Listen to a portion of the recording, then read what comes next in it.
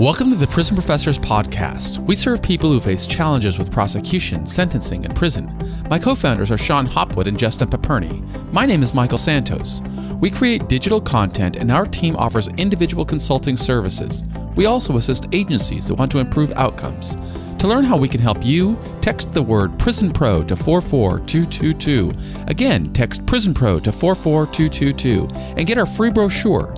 You can also visit us at prisonprofessors.com or contact Justin at 818-424-2220. Please subscribe to our podcast on iTunes. Send confirmation that you reviewed our podcast and we'll send you a free digital book. Stay tuned for a 20 to 30-minute episode of Prison Professors. Welcome to the Prison Professors Podcast. My name is Michael Santos. On behalf of my two partners, Sean and Justin, I want to welcome Aaron Lowers. Aaron, I'm very excited to meet you. You did 23 years in prison and you came to the streets ready to kill it. I'd love for you to tell our audience how you used your time in prison to prepare for success. Why don't we start by giving our audience a little bit of insight about what brought you into the criminal justice system? Well, when I was a young man, I struggled with addiction, and I'm not proud to say I resorted to crime, armed robbery, to support my habit. When I was 24 years old, I was arrested for a series of armed robberies, and I was sentenced to 27 years to life in the California prison system. I struggled initially, but eventually I determined to make the best use of my time inside and to prepare myself and position myself to hit the ground running should I ever be found suitable and released for parole. And in California... Stop for a second there on that. You said that you were only 24 when you'd come in. Had you ever been locked up or brought into the criminal justice system in any way before that? I had spent a couple of months in the county jail about 6 months prior to this. So yes, one time. How old were you then? Just 23 then? 23. What kind of student were you in school? I was mediocre. It was a sort of a mixed bag. So in high school, I was struggling with addiction in high school as well. So when I was clean, I would do good. I'd get A's and B's. And when I was using, C's and D's. Managed to barely graduated. So you go into the prison system with a very serious sentence for a very serious violent crime. Where does the California Department of Corrections place you? What level of security?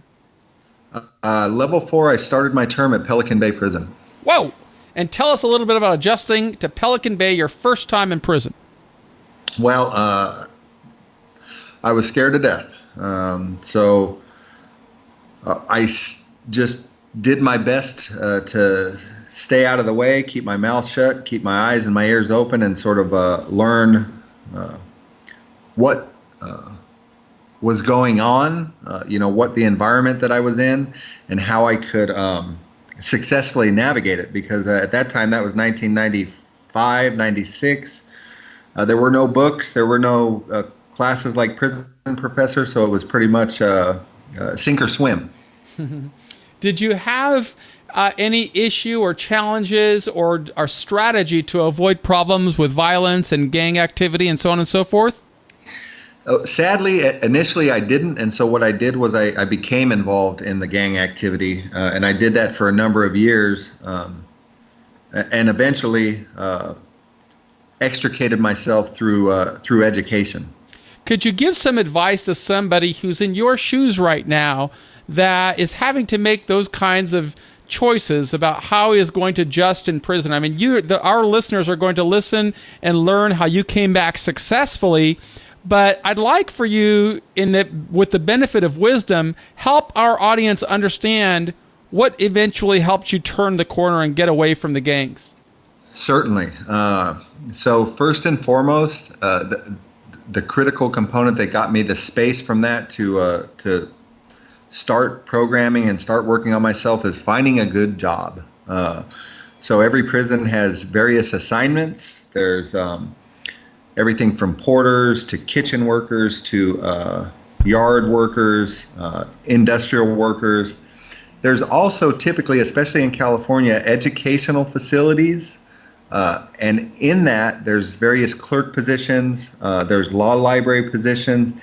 Those are are some of the best spots to avoid some of the madness that goes on prison yards. And I figured that out a little bit later. And in retrospect, I wish I would have realized that initially. If one can find a job as a clerk in a classroom or a library, it keeps them out of the mix, so to speak. So they go kind of like a 9 to 5, and they're gone off of the yard and out of the housing unit for a significant period of time, and that's very beneficial. Made all the difference in the world to me. In my book, Earning Freedom, I wrote about how I found a supervisor who gave me a clerical job in the factory, and I was able to maneuver my way away from a lot of the volatility that derailed prospects for success for so many other people. Sounds like that's exactly what you're advising, is to find a good job. And once you've found that job, Aaron, why don't you tell our audience a little bit about how that influenced your adjustment inside? Well, it exposed me to people that weren't to people that wanted to help and help me heal. There were people that were vested in my success. They would mentor me. They would offer advice, and they would just give me a sort of a sane sounding board in what is oftentimes an insane world on the inside. And so that was invaluable. And because of that, I worked really hard, and I became, I guess, a sought-after commodity. So in California, they often ask you to switch jobs after a year or two so that you don't become over-familiar with the staff. But because of that work ethic, other teachers or other librarians, they would ask for me. And so I would just sort of get passed from one person to another. And so I ended up having a series of wonderful mentors on the inside that helped connect me to educational resources, helped me just personally when I was going through emotional trials. It was oftentimes someone to talk to. In many ways, my experience mirrored yours. When I read your book, I said that I realized I wasn't the only one. And what I meant by that was I realized someone had done much the same things that I had done, although the difference is you figured it out from the outset, and it took me a little while. If I'd have had your book when I started all this, my experience would have been vastly different on the inside.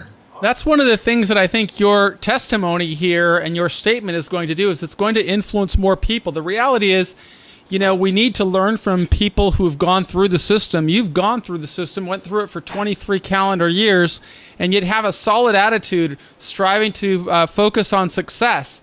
At what stage in your journey, you said that you found one of my books. Do you remember which book it was and what stage in the journey you were in when you found it? So I stumbled across your book, Earning Freedom, about 6 months prior to my release. So at that point, I'd already earned 3 associate's degrees on the inside, a bachelor's degree, and a master's degree most recently. And I was actually preparing to go to the parole board to earn my release, because in California, for a lifer, it's not a given. You don't do a set amount of years. You have to basically convince a panel that you're no longer a danger to society, and that's what I was faced with. And I just stumbled across your book. It was just on a table in the day room, and I read it, and it really inspired me at that stage of the game. Even that late in the game, it was incredibly helpful to me because it helped me in my parole planning. I'm actually originally from Southern California, and your book influenced me to choose the San Francisco Bay Area to parole to, because of the resources that are in the Bay Area, specifically the transitional resources, the occupational resources, the educational resources. I thought it was a great environment to start out again, and having that parole plan in place when I presented myself to the board was invaluable. I think it was one of the key factors in my being found suitable for parole and ultimately released. I chose the Bay Area for the same reason. I'm from Seattle, but when I was about 20 years, I think 22 years or so into the journey, I started to think about where I would want to start my life. And one of the things for me, Aaron, was that I wanted to be in a big market, because I felt that in a big market, I would have more opportunities to influence people. And then San Francisco just was such a liberal community that people are willing to look at individuals based on their records of what they've done in response to challenges rather than always judging them for the challenges. At least that's what I found. How is your adjustment going now that you have been home? Now that you've been home for a couple of months, how long have you been home? First of all, 57 days. 57 days out for 23 years inside. Tell us a little bit about what that transition has been like for you. So it was difficult at first. You're still at first. You're still at first, Aaron. You might not realize it yet, but in your first 53 days, it's still at first. It's been 4.5 years for me now since I've been home. Tell me about your journey. Well, I didn't go to the same place that you went to, and I didn't ask to go to GEO. I went to Walden House. Oh, I've heard about Walden House. I hear it's a great program. What's your experience with it? So my experience with it was very restrictive. It held me back in many ways. It allowed me to get my identification in order. It's in a great neighborhood. It's a wonderful living condition compared to prison, but they won't allow any residents to work.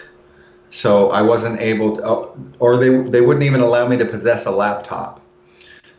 So I had to work around that. I got an iPhone and did what I could with that to familiarize myself with technology. I was able to use that time to familiarize myself with some technology and to get my ID established. But aside from that, it was very restrictive, and I wouldn't recommend it for somebody who has prepared themselves to hit the ground running. If somebody still requires a structured environment or is struggling with addiction issues, it might be a better choice. But aside from that, ultimately I had to threaten to sue them to be released. They were gonna keep me for another 40 days, and I just moved yesterday to a less restrictive residence where I can actually start job searching. But it took the threat of a lawsuit for them to agree to that. So how did that work out for you? What was your approach? Well, I was certified as an addiction counselor while I was in prison, and for the last 5 years I've been working as an addiction counselor in a substance use treatment facility in the prison in Avenal where I was at. So I was familiar with the assessment instruments that they use to justify my placement in a residential treatment, and that's what Walden House is. It's residential treatment. And when I arrived, they said, look, with you new lifers coming out, we got a bunch of you. It's cookie cutter. We keep you here 90 days, and then we move you on to the next place. You can't work while you're here. If you want to go anywhere, you have to ask permission. It's a drug treatment. And I expressed to them that didn't really meet my needs, and they didn't seem very interested in my needs. What they seemed interested in was just pushing me through their program as it was built. So I started documenting what my treatment looked like over there, and I started asking for all the documents that they generated, the addiction, the ASI, which is the instrument they used to place me there, and the treatment plans and all that. And as soon as I started gathering documents, they started asking questions. Why did I want these documents? What was I going to do with them? And so I just was honest. I said, I'm considering litigation. I don't believe that this treatment modality is commensurate with my needs. And 2 days later, they discharged me and sent me here. So what is your plan over the next, say, 3 months, 9 months, 15 months? Well, so I found an app called Shift, and I'm test driving a used car tomorrow. Fortunately, I have a small savings that I was able to accumulate by just working really hard and saving through the years. And what I'm going to do is I went down Thursday and I rejoined the Carpenters Union that I was in as a young man. They said there's plenty of work here in the city. And so then I'm going to start hitting the streets and looking. Basically, my plan is this: anything better and then career. So I'm looking to find any work that I can right now, and then I'm going to continue sending out my resume and applying to various teaching institutions. So I have an eye toward teaching. And I actually had an interview this week with Five Keys School that works with the parole population, and that went very well. And I'm hopeful that they'll call me back for a face-to-face interview. So long term, I want to teach. I want to use the education that I earned on the inside. But short term, my construction union, they were willing to have me back, and they're willing to put me to work almost immediately. And the pay in the city is really well. So to get back on my feet, I need to start generating an income immediately. I think that's a really good idea. If you can earn the income of a carpenter or a construction worker, which is generally, I'm going to guess it's north of $20 an hour, that'll give you an opportunity to get on your feet. Right. Yeah, it's $46 an hour is the union scale in the city right now for a carpenter. Wow. That is really exciting. And I got to tell you, school is great. I taught for a year right there in the Bay Area at San Francisco State. And although it was very meaningful for me to connect with students and try to influence people who would eventually work in the criminal justice sector, it's also really important to build your career, because if you don't have stability, it's really hard to make it out here. And so, we have to, what's worked for me is to always be on these 5-year plans and say, this is what I'm going to do in the first 5 years of my journey. This is what right now I'm just embarking upon the second 5 years since I've been released. And, I've always had a career that is outside of the prison space, but I've always been very passionate about trying to inspire and educate people who are inside or going inside and helping them understand what steps they can take to prepare for success. If you look back on your journey, or you're advising somebody else who's beginning their journey, help us understand, what do you see that you could have done differently throughout the journey, or what advice you might provide to somebody else besides just getting a job? So absolutely find a way to not become involved in the prison politics. That's the biggest downfall for many, many people. I've never seen anyone successfully negotiate it. It never ends well. And while it may be difficult, especially in California, there's the prevalence of prison gangs it's everywhere, but it's not impossible to avoid it.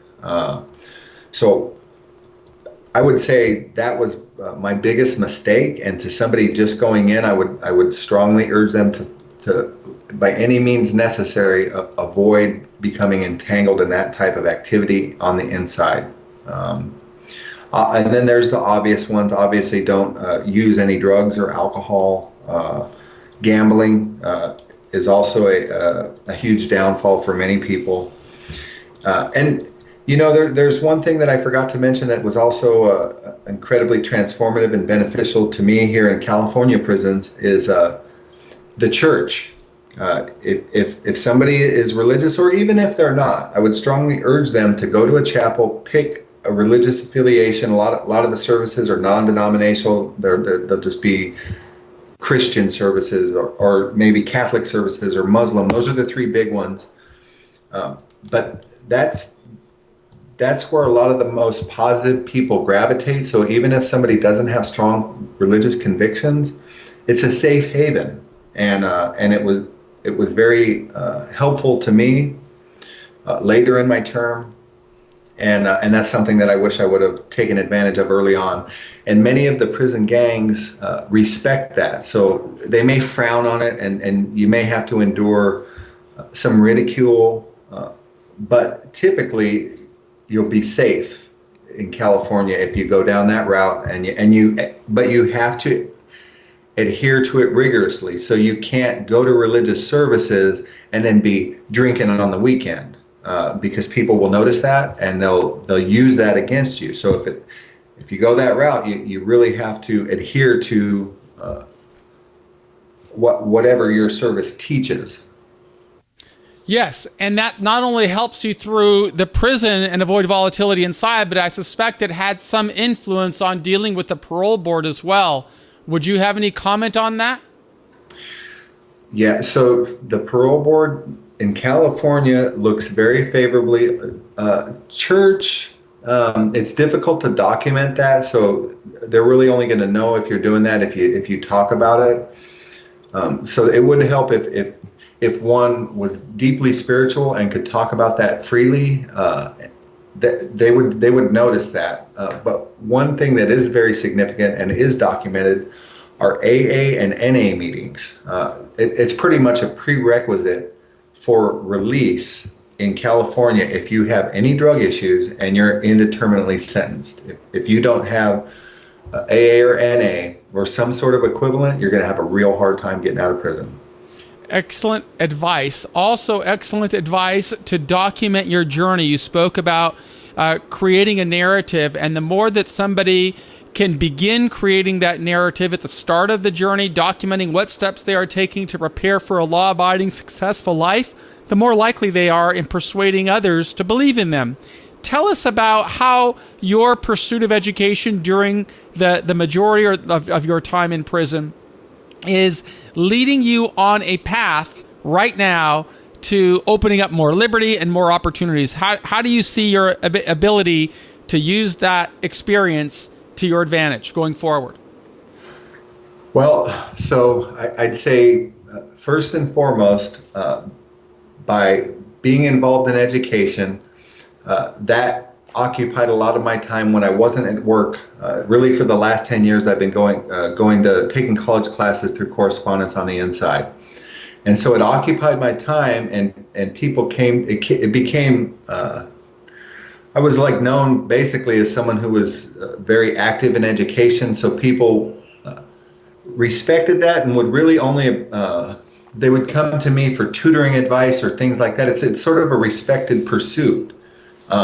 And the other good thing about it is it leaves a paper trail. So every class is a mark on a transcript. Every degree is something that can be presented to the board, and one can make a showing that one is serious about transforming their lives and atoning for whatever action landed them in prison in the first place. For me, education was one of the most transformative experiences in life. And that showed at my hearing, and being able to show them a whole host of degrees and be able to talk about my education enthusiastically, it really set the tone at my hearing. I was found suitable on my initial hearing, which is almost unheard of in California prisons. Typically, a life-term inmate has to go to 2, 3, 4, sometimes as many as 10 hearings. And the denials typically range from 3 to 5 years. So it's really important if somebody's coming into the system with a life term or a lengthy term to prepare for that date and do everything in their power to document their journey and transform their lives and make that presentation. Because what it ultimately does is it gives the board confidence that somebody is serious about change and serious about developing marketable skills on the outside. It gives them confidence letting somebody out. So since I've been out, I've interviewed for 2 different a counseling position and a teaching position. So it is definitely opening up doors. I don't know the extent of the doors that will open yet because I've only recently been able to start applying and starting sending out my resume. So the jury's still out on that, but my expectation is I'm much better positioned today with the degrees and with the educational background than I would have been without it.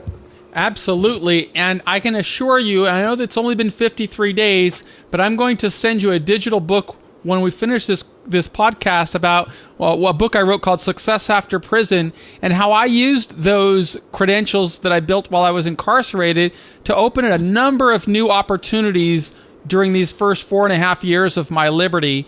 And I would like you to have that same level of experience where you talk freely about not only the bad decisions that you made when you were in your early 20s, but about the way that you responded to it in the most adverse environment and how you used that strategy to avoid problems with people in prison and put yourself on a pathway to success. And you will find people out here who will extend you credit, who will open business opportunities with you, who will really help you get on a pathway from struggle to prosperity. And that's really what I'm hoping for you, Aaron, as you move forward. Do you have any questions for me? I mean, you're kind of like, I consider you to be someone who's had the same kind of challenges that I have had. And yet I've been out now for 4 years or 4.5 years. I don't know what you know about my journey, but are there any questions that I may be able to answer for you or respond to for you? Actually, yes, there are. So one of the struggles I've had is getting up to speed with technology.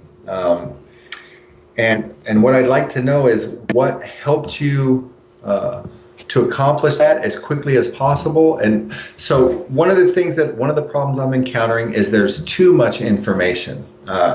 There's so many different apps. There's so many different programs. There's operating systems. There's MacBooks. There's Androids. There's iPhone. And I don't know where to start and what's going to serve me best going forward.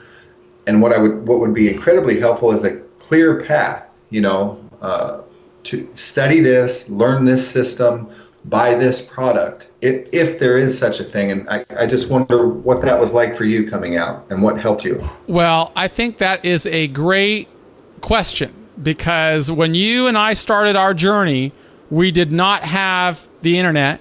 We did not have any type of technology other than maybe a cassette player.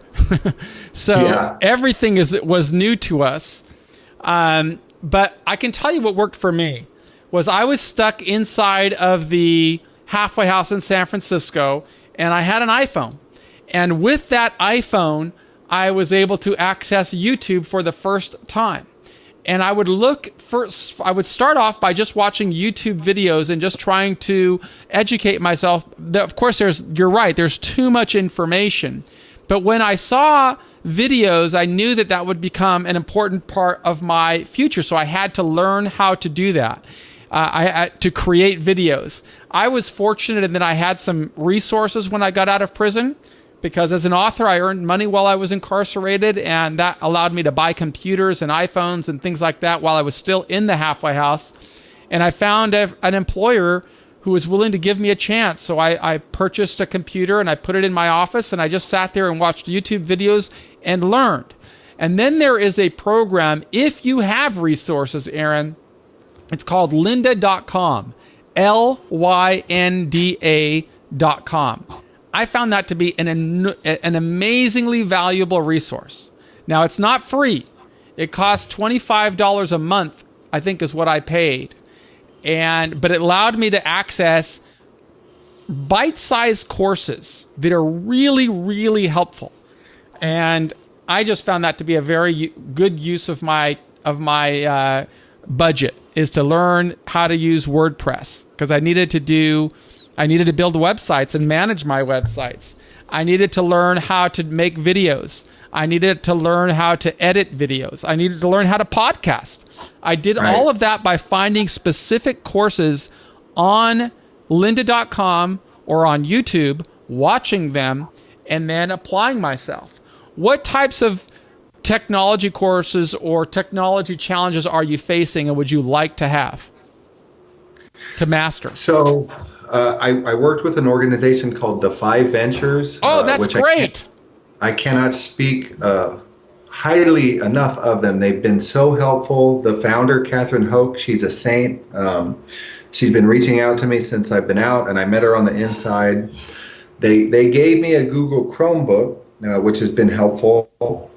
But the struggle that I'm having is I became familiar with Microsoft Word when I was in prison. I was afforded the opportunity to work on a prison computer when I was working on my thesis. For about a year, I had access to Microsoft Word and became very familiar with it, and I'm comfortable with it.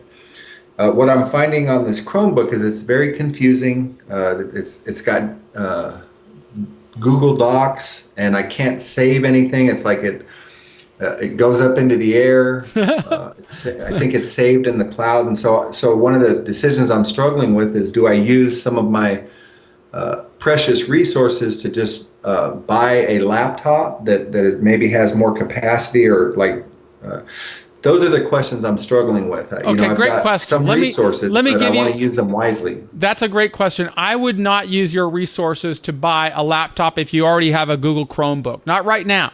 When you're earning $46 an hour and you can start saving some, then that might be a good choice of deployment of resource capital. But I'll tell you, if you've got a Google Chrome, that Google Docs system is really, really simple, because it does store everything in the cloud, and that means you can access it anywhere. I'm going to talk with you a little bit about that after the interview, but my thoughts are that you need to spend some time on YouTube and learning a little bit about Google Docs, Google Drive. That's a very useful tool. I use it every day. And the cool thing about it is you can access your documents from your phone or from somebody else's computer or anywhere, because it's web-based. And I'll talk with you a little bit more about that after the podcast.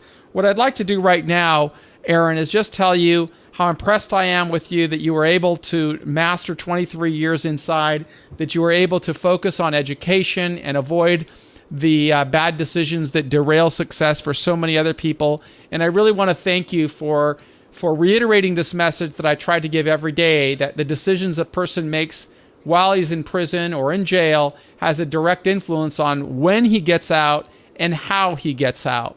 And I'm going to leave you the last word, because we've come to the end of this 30-minute episode. But why don't you give the last words of wisdom that you might want to offer to people who are currently in prison or in jail or about to go inside, because that's really who our audience is. Do you have any words of wisdom that you might offer to them?